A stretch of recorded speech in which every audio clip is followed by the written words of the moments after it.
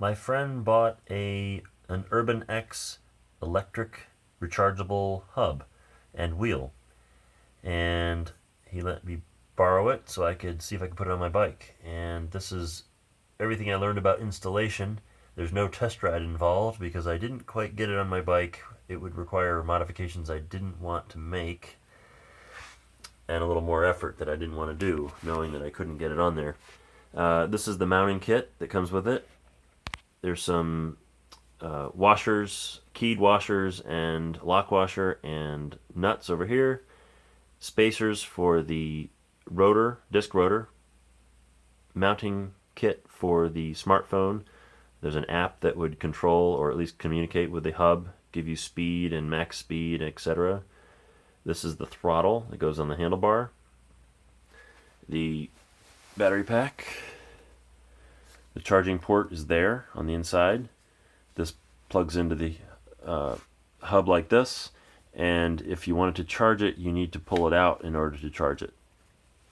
On the outside of it, you've got a USB output for charging a smartphone, I assume, and the charger.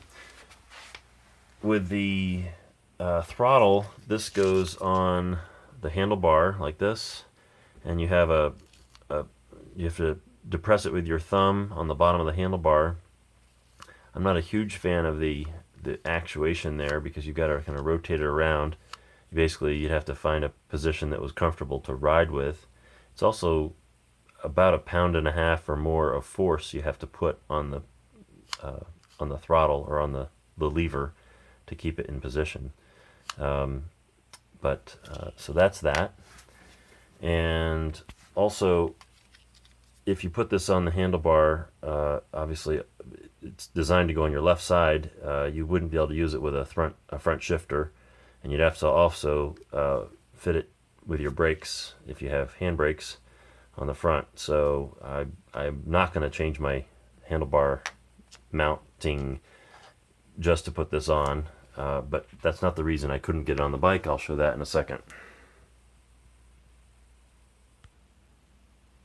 Okay, so contrary to what I just said, it would go on the right side, but regardless, I guess you can mount it either side depending on how you want to hold the lever. This would mount left of the grip. You could move the grip outboard, but it's going to conflict with my shifter, so it's not really compatible with a rear shifter. And meanwhile, it also would move the brake inward, the handbrake in. So if I wanted to try it, I would probably have to fool with a positioning that would allow the brake to be there, or put this inboard of the brake, which would work, except that the shifter lever is in the way, or it is in the way of the shifter lever. So I don't really want to fool with that, just to try this out, and then take a look at the hub. So here's the hub in position. It's not mounted, it's just sitting there. As you can see, there's a keyed axle, and it's not quite seated all the way in. And for that reason, this keyed washer would not seat in against the hub, against the dropout. So I could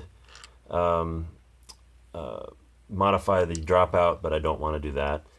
And part of the reason it's not seating all the way, or it could be that on the other side, the